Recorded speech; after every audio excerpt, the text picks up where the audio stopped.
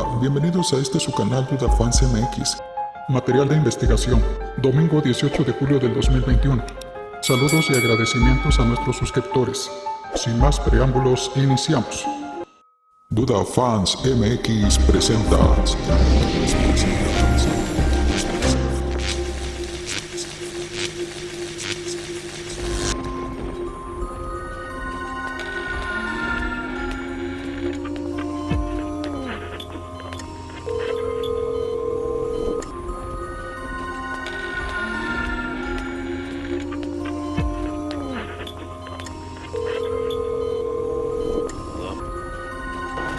¿Qué tal, amigos? ¿Cómo están? Muchas gracias, gran familia mexicana.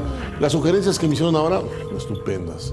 ¿Quieren que hable yo sobre la diferencia entre Quetzalcóatl y Kukulcán? ¿Hay diferencia? Claro que la hay. Y además es histórica. Así es que mucha gente no sabe de esta diferencia y le voy a dar los pormenores. Así que, si usted me permite, aquí le presento un collage de este programa que está muy interesante. Duda le presentará la historia de dos personajes que, al parecer, siempre se ha creído que es uno solo, Quetzalcóatl y Kukulcán.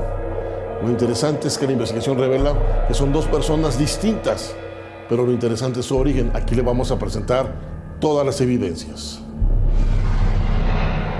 También Duda le va a presentar a usted la historia de los aztecas, pero aunado con la historia de Teotihuacán, la ciudad donde los hombres se vuelven dioses.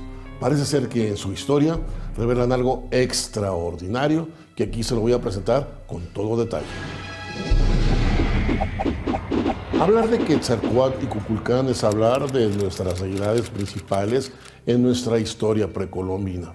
Evidentemente ellos son los responsables del progreso de nuestras civilizaciones madre. Pero déjeme decirle que lo que enseñó uno no enseñó el otro. Y las diferencias son tan marcadas que necesariamente nos hacen investigar quién fue uno y quién fue el otro. Si me permite, aquí iniciamos esta investigación. La historia de la serpiente emplumada revela en forma contundente que Quetzalcóatl parecía no ser de este mundo. Sus seguidores pensaron que era un dios porque él decía venir de los cielos, pero esta expresión solamente era metafórica. Este extraño personaje de nuestras culturas prehispánicas puede haber sido cualquiera de las cosas que se le atribuyen, esto es, un dios que se convirtió en un hombre, o un grupo de hombres que estuvieron en varias partes de nuestro país en distintas épocas, o en su caso muy particular, un extraterrestre que vino a enseñar muchas cosas a nuestros antepasados. Quetzalcóatl es uno de los personajes más controvertidos de nuestra historia. Sus diversas apariciones en nuestro territorio lo envuelven en las brumas de la leyenda y el mito, haciendo muy difícil a esa distancia de siglos que pueda separarse la realidad de la ficción. De manera extraña, su historia como hombre hijo de un dios tiene muchos puntos de similitud con la historia de Jesucristo, pero no se puede decir que sea de modo alguno una repetición copiada, porque este personaje ya existía en los códices que se realizaron muchos años antes de la llegada de los españoles. Al ir estudiando la historia de Kukulcán y Quetzalcóatl, nos damos cuenta de que hay ciertas relaciones o ciertos episodios que se parecen mucho a la vida de Jesucristo. Por ejemplo, en el caso de Jesucristo nace de la Virgen Santísima de Guadalupe, y bueno, ella no muere cuando nace Jesucristo, pero sí muere la mamá de Quetzalcóatl. Sin embargo, le quiero aclarar que no puede haber influencia de la historia de Cristo en los aztecas y en los demás pueblos contemporáneos a esa época, o sea, nuestras civilizaciones madre, porque toda la historia de Quetzalcóatl está registrada en códices. Y estos códices han sido escritos y plasmados antes de la llegada de los españoles. Por lo tanto, no hay influencia. Sigamos adelante. Pero ¿quién era Quetzalcóatl? Según la tradición náhuatl, Quetzalcóatl, cuya traducción significa serpiente emplumada, era una deidad de la cultura náhuatl, creada en el siglo XIII por la pareja de Tonacatecutli y Tonavicíhuatl, o sea, el señor y la señora de nuestra carne. Tenía 3 hermanos, Tatcahuiqui, Yayahuiqui y Huitzilopochtli, quien tuvo más relación estrecha con este último porque a los dos les fue encargada la creación del fuego y la separación del día y la noche, entre otras muchas ocupaciones que después hacía cada uno por separado. Se suponía que había 2 soles, el viejo, la noche, del cual estaba encargado Quetzalcóatl, y el nuevo, o sea, el día que correspondía precisamente a Huitzilopochtli, un feroz guerrero que tenía que combatir todas las noches con las estrellas para llevar el sol nuevo e instaurar un nuevo día. Pero los códices aseguran que por decreto de los dioses, Quetzalcóatl tuvo un día que bajar a la tierra convertido en hombre, según la tradición náhuatl. Como Cristo fue el primogénito de una doncella virgen, excepto que en el caso de Quetzalcóatl, su madre murió al momento de nacer. Sus padres terrenos fueron un guerrero llamado Mixcoatl y una mujer llamada Chimalma. Como Cristo, también fue tentado por el demonio, solo que Cristo lo venció y Quetzalcóatl fue vencido por él. Y por último, también murió en el sacrificio, Cristo en la cruz y Quetzalcóatl en la hoguera. Pero su historia como hombre es extraordinaria. Quetzalcóatl nació el día dedicado al oriente, Seacail, caña o flecha, del año llamado también Uno Caña. Como digno hijo de guerrero, fue un feroz combatiente y él mató a Tepostecatl, cuyo nombre quedó inmortalizado en el lugar de la contienda, el Cerro del Teposteco. Lo hizo para vengar la muerte de su padre asesinado por Tepozteteatl. Por cierto, muchos brujos y videntes atribuyen a esa contienda las cosas extrañas que se escuchan y que a veces suceden en el mismo Teposteco. Y una vieja leyenda asegura que una parte de Quetzalcóatl ha quedado en el Teposteco para vigilar que no reviva a su enemigo. Quetzalcóatl rescató así los restos de su padre y los llevó a un templo que hizo construir en el Citlaltépetl, el pico de Orizaba. Los códices también aseguran que por mandato de sus brujos lo fueron a buscar los toltecas para que viniera a gobernarlos, como soberano de Tula, capital de los toltecas. Se dice que ahí construyó 4 casas de oración, una de concha nácar, otra de plumas de quetzal, una de oro y otra más de plata. Pero no quedaron rastros de ellas y fueron inútiles las excavaciones que hicieron algunos aventureros españoles que llegaron con Hernán Cortés cuando se enteraron de la leyenda, pero para su mala fortuna jamás encontraron nada. En el apogeo de su reinado, después de que había enseñado a los toltecas muchas cosas que ellos ignoraban, el demonio de los náhuatl, conocido como el Tezcatlipoca Negro, dios de la oscuridad, decidió tentar a Quetzalcóatl, lo embriagó y lo hizo faltar a su voto de castidad. Los viejos sacerdotes de Tula tomaron eso de pretexto para levantar a la muchedumbre en su contra. Quetzalcóatl se vio obligado a huir. Se refugió en Cholula, donde derrocó la dictadura de los mixteco-olmecas. Después siguió su camino hacia la costa del Golfo de México, donde su cuerpo fue consumido en una hoguera. Al momento de que Quetzalcóatl prácticamente desaparece, su desaparición está llena de misterio porque realmente hay 3 leyendas que narran cómo Quetzalcóatl llegó a su fin. Entre unas que llegó a la hoguera y fue quemado, y entre otras que incluso fue al firmamento y se convirtió en 2 estrellas brillantes de color. Recuerde usted que Quetzalcóatl no significa serpiente emplumada. Mucha gente cree que lo es, no. Quetzal es una ave multicolor y evidentemente Coatl significa gemelo. Curiosamente, por eso incluso cuando decimos cuates viene de Coatl, presente del náhuatl, que significa gemelo. Se le asocia la palabra Coatl porque dicen que al momento de despedirse Quetzalcóatl de todo el mundo, partió hacia el horizonte y se convirtió en 2 estrellas iguales, o sea, 2 estrellas gemelas. Y por ello, Quetzalcóatl, porque él voló como el quetzal, lleno de multicolores, y quedó en 2 estrellas en el firmamento, precisamente como 2 gemelos. Sin embargo, continuemos con la historia. Pero de esta muerte, o de su muerte, hay varias versiones. Como todo lo que rodea a Quetzalcóatl, su muerte está envuelta en el misterio y hay muchas versiones de ella. Una leyenda dice que se embarcó en una nave extraña que lo esperaba a la orilla del mar y que se alejó de las costas mexicanas, rodeado por todos sus fieles servidores, a los que él había convertido en pájaros de brillantes colores. Otra leyenda asegura que al llegar al mar, Quetzalcóatl tendió su manto en las aguas, otra leve similitud con el Cristo que caminó sobre el Mar Rojo, y empezó a navegar tranquilamente por él, con dirección a la península de Yucatán, donde apareció poco tiempo después, como Kukulcán. Y otra leyenda más dice que al llegar a la costa fue sorprendido por un grupo de sacerdotes de Tula, que lo habían seguido hasta ahí y que lo quemaron para asegurarse de que no volviera a inquietar con sus enseñanzas a los toltecas. Por último, otra asegura que él mismo se inmoló en el fuego porque había decidido que su misión había concluido. En lo que todos parecen estar de acuerdo es que él aseguró antes de morir o de irse que volvería algún día. Esa profecía fue lo que hizo que Moctezuma y muchos otros hombres de su tiempo pensaran que Hernán Cortés y los otros aventureros españoles eran realmente Quetzalcóatl y sus seguidores que habían vuelto de acuerdo a su promesa. Su nombre normalmente ha generado controversia. Kukulcán es en lengua maya y sin discusión serpiente emplumada. Kukulcán fue una especie de sacerdote, maestro y dios, porque apareció entre los mayas en forma misteriosa y desapareció de la misma manera.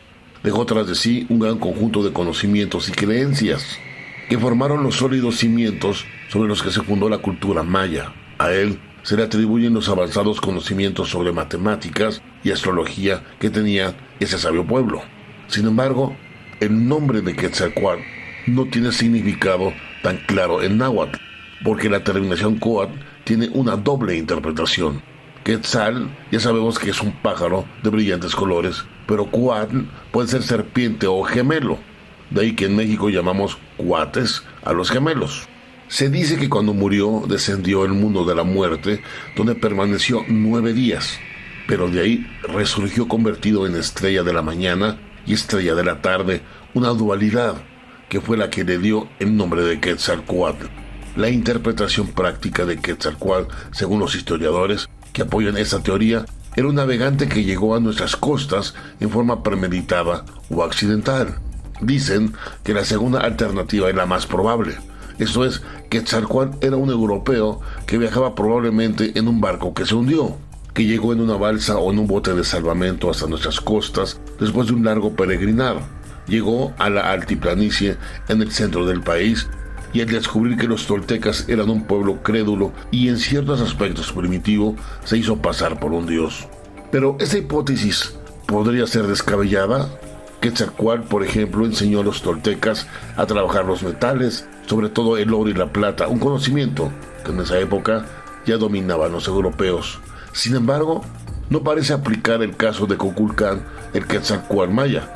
Le enseñó a los mayas cosas que los europeos ignoraban por completo en aquel entonces. Entonces, Quetzalcóatl y Kukulcán eran dos personajes totalmente diferentes. Otra teoría asegura que Quetzalcóatl vino de otro mundo. Es evidente que venía de una civilización muy avanzada. Sus conocimientos estaban pero muy por encima de la cultura general de todo el mundo. Una cara de ellos son las matemáticas que precisamente tenían los mayas, que no se manejaban en ninguna parte del mundo. Tal vez pertenecía a una civilización en la que la comunicación era tipo telepático, por lo que no tuvo dificultad para entender el idioma de nuestros antepasados y comunicarse fácilmente con ellos. En ninguna de las menciones de Quetzalcóatl se dice que hablara otro idioma o que tuviera dificultad para entenderse con los toltecas o posteriormente con los mayas.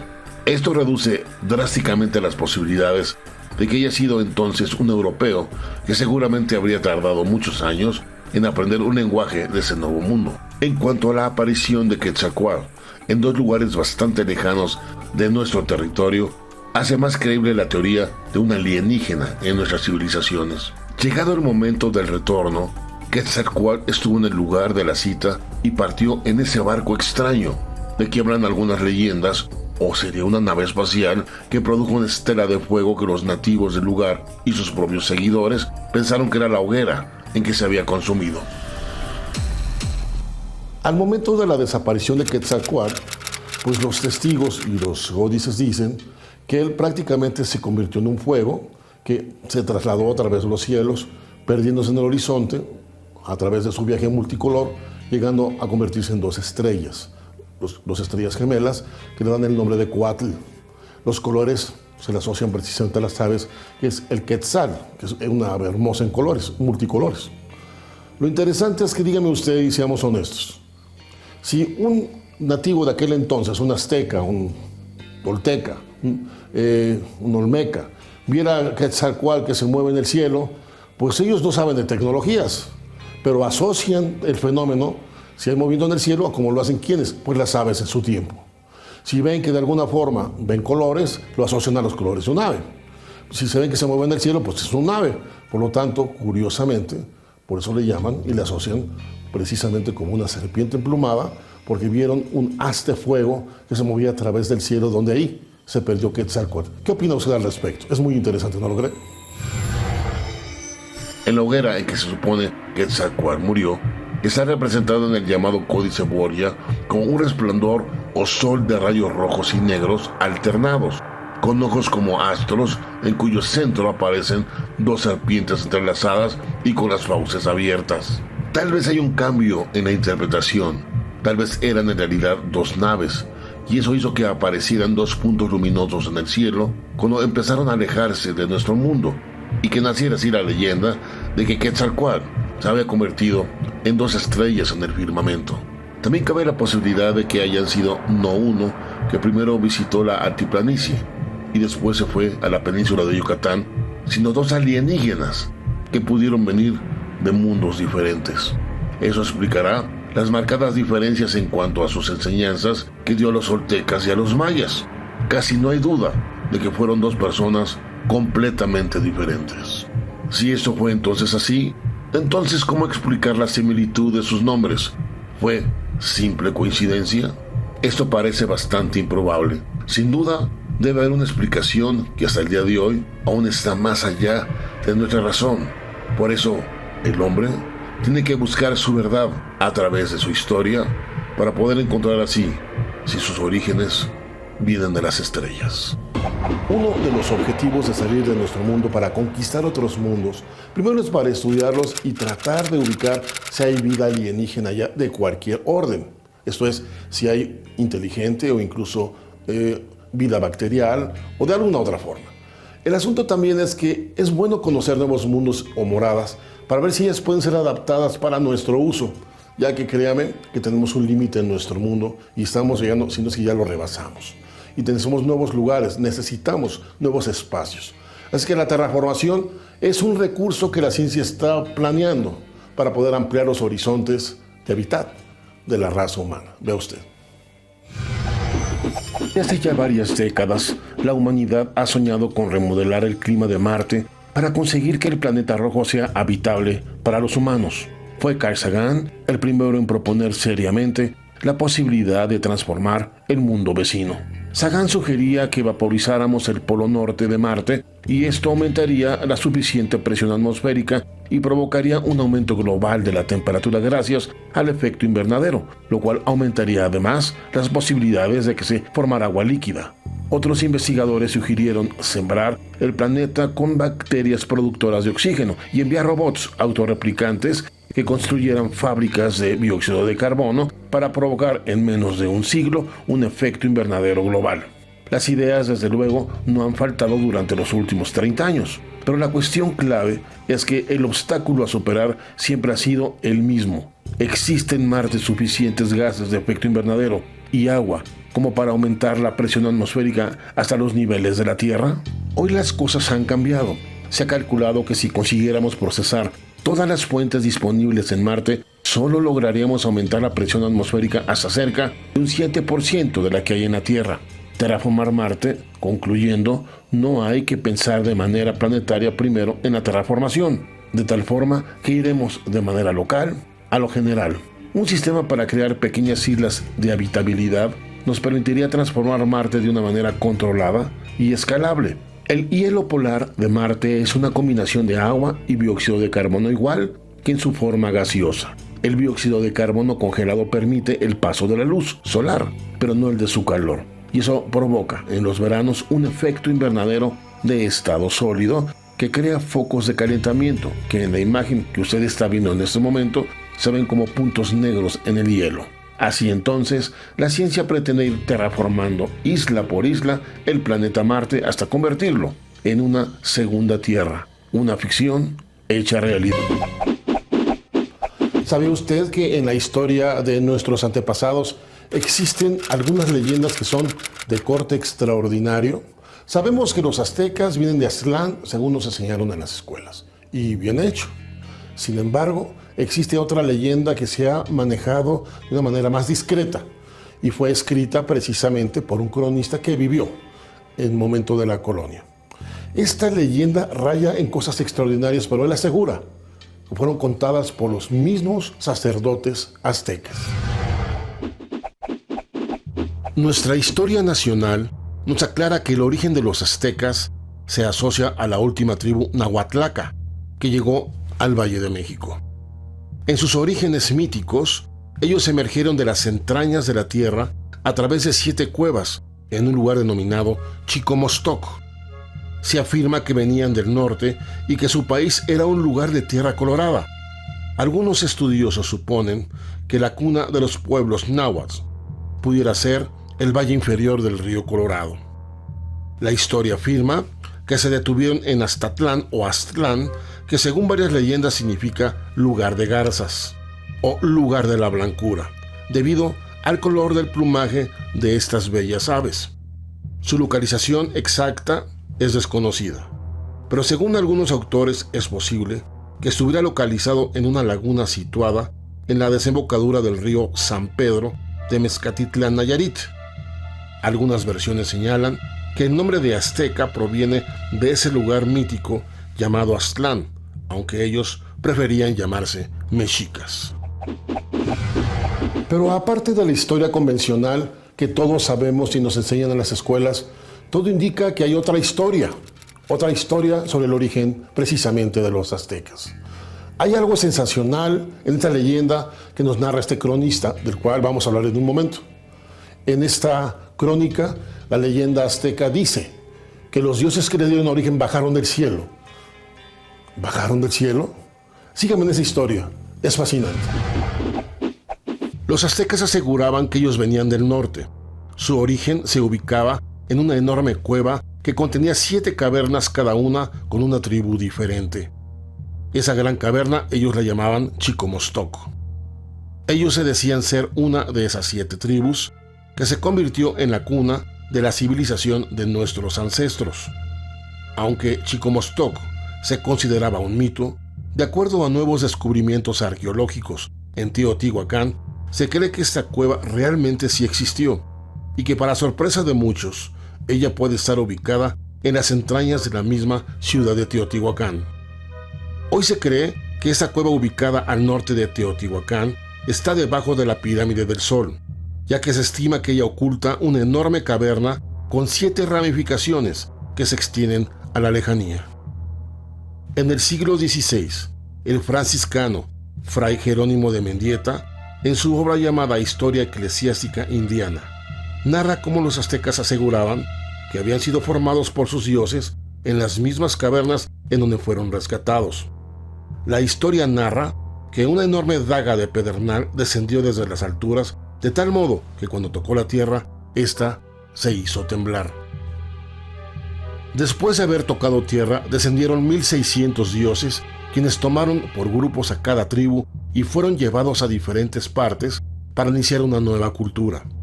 Ellos creían que en el pasado habían sido creados por estos dioses. Pero de acuerdo a lo que se está narrando en esta leyenda, pues ¿quién eran estos seres que descendieron del cielo en una enorme daga de pedernal que cuando tocó la tierra generó un sismo y crearon precisamente a la evolución, a la raza evolucionada de los aztecas? Esta crónica está revelando misterios que no se tocan en la historia convencional. Es una historia diferente a la común. Sabemos de antemano que el avance de la ciudad de Teotihuacán necesariamente tuvieron que usar herramientas que no tenían los aztecas. Por lo tanto, es necesario investigar un poco más. Así es que de esta historia hay más. Veamos. Teotihuacán es una ciudad extraordinariamente avanzada en todos los aspectos para la época en que fue construida. Sus 3 principales edificaciones, la Pirámide del Sol, la de la Luna y el Templo de Quetzalcóatl, están geométricamente distribuidos para representar en la Tierra el cinturón de la constelación de Orión, exactamente como otras civilizaciones antiguas lo hicieron, como es el caso de Egipto. La distribución de su arquitectura es dominada por una enorme calzada que es llamada la Calzada de los Muertos, y en donde más de 200 construcciones están repartidas a lo largo y a lo ancho de ella. No hay indicio alguno que nos diga quiénes y de dónde venían estos dioses, que crearon esa cultura para luego desaparecer para siempre. Los arqueólogos encontraron grandes cantidades de mercurio líquido en esa ciudad. Y esto es algo insólito, porque en la historia antigua del mundo solo hay 2 ciudades con la presencia de este increíble e inusual elemento. Se trata de la tumba del primer rey chino, cuya tumba está rodeada de una piscina llena de mercurio líquido. Pero, ¿cómo pudieron saber la técnica para hacer la extracción de mercurio líquido del cinabrio? Y más aún, ¿dónde están los hornos necesarios para fundir a 1000 grados centígrados este mineral para obtener este metal líquido? Este avance está fuera totalmente de su época y de su nivel de conocimiento de ciencia. ¿Podría ser este un indicio que demuestra que los aztecas tenían a su lado personas con un nivel de conocimiento cientos o incluso miles de años por delante? Pero mercurio, generar mercurio en el tiempo de los aztecas, el mercurio se obtiene pues prácticamente fundiendo el cinabrio, pero se requieren hornos que calienten a 1000 grados centígrados. ¿Dónde están los hornos? ¿Para qué querían este mercurio los aztecas? ¿Cuál era su finalidad? Conforme vamos investigando y abriendo esta crónica y vamos viendo verdades extraordinarias, nos va dejando mudos de lo que vamos encontrando. Vea usted lo que viene, es sensacional. Continuamos con la historia. Se ha descubierto que las pirámides, por su forma de trapecio triangular terminada en punta, son susceptibles a obtener grandes cantidades de energía magnética del medio ambiente.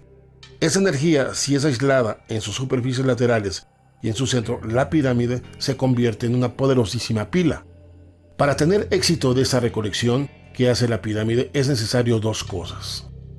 Primero, aislar los costados de la pirámide, y esto es lo que hicieron precisamente los teotihuacanenses. Ve a los lados de la pirámide del Sol. Tienen en su capa inmediata inferior un recubrimiento de mica natural, aislando perfectamente su superficie. Y segundo, hacer pasar una corriente de mercurio líquido a través de conductos aislados en la base de la pirámide. Eso le permite al mercurio cargarse de energía a niveles realmente altos y peligrosos. Esto hace de la ciudad de los dioses realmente una ciudad que fue tecnificada desde su inicio. Vea la distribución de las pirámides grandes y chicas a lo largo de la calzada de los muertos. Vista desde las alturas, casi tiene un parecido a un enorme chip con miles de componentes. ¿Para qué y por qué fue trazada esta ciudad con estas características? ¿Qué querían hacer los dioses que la forjaron? ¿Buscaban lograr hacer generadores de energía para sus propios fines y poder así regresar a las estrellas de donde vinieron? Otro enigma enorme en esta ciudad, en esta maravillosa ciudad de los dioses, es precisamente que no se ha hallado por ningún lado escritura alguna. Por lo tanto, no hay vestigios exactos de lo que pasó en ese entonces con detalle. Solamente tenemos como evidencia la ciudad misma y sus monumentos y lo que ha quedado en ellos y de ellos. Sin embargo, aquí cabe hacerse una pregunta muy seria. ¿Por qué se abandonó de súbito la ciudad para no regresar jamás? Parece ser que hay explicaciones que son extraordinarias. Vea usted. Si las pirámides eran realmente utilizadas como enormes acumuladores de energía, como muestran sus inusuales y extraordinarias instalaciones, pudo darse el caso de que en algún momento se haya generado un accidente catastrófico que, como resultado de los niveles de energía que se manejaban de acuerdo a los tamaños de estos acumuladores, la energía disipada de manera descontrolada pudo haber generado incendios, pero con alcances radioactivos. Las huellas actuales en la calzada de los muertos, muy cerca de la pirámide del Sol, muestran indicios que en un pasado remoto efectivamente se generó un incendio de grandes proporciones, obligando a abandonar de manera permanente la ciudad de los dioses. ¿Usted cree normal que las huellas de un incendio común, originado por leña, pieles y telas, puedan durar sus huellas más de 1700 años? Por tanto, las huellas de este incendio, que aún pueden apreciarse, fueron un incendio de una naturaleza no común. Es posible que la ciudad de los dioses fue un punto de contacto, ya que en ella hay más inexplicable que aquello que pueda tener una explicación común. Es posible que nuestro linaje y nuestras raíces ya lleven dentro de nuestra genética la huella de esos dioses que nos visitaron y que a la larga nos dejaron dentro de nuestra estirpe la semilla de dioses e hijos de las estrellas. No solo buscarás las semillas de tu ayer, Será una obligación de los hijos del Nuevo Mundo cultivarlas bajo la luz del sol. Solo así ellas reconocerán a su Padre y la fuente de su divino origen. Para mí realmente es fascinante hablar de los aztecas, de esta ciudad magnífica que es Teotihuacán y de todos los misterios relacionados que usted ya escuchó. Es esto, fascinante, ¿no le parece? A mí francamente me llena de orgullo ser mexicano, tener esas raíces que precisamente nos hacen mexicanos. Qué orgullosos nos debemos de sentir cada uno de nosotros por tener esta estirpe, esta raza extraordinaria de personajes que nos dieron lugar y nos dieron historia. Por eso es importante voltear hacia atrás, estudiar un poco la historia para hacernos mejores mexicanos. Entre más entendamos y sepamos nuestra historia. Y aquí nunca decimos adiós, sino hasta siempre. Duda Fans MX presentó.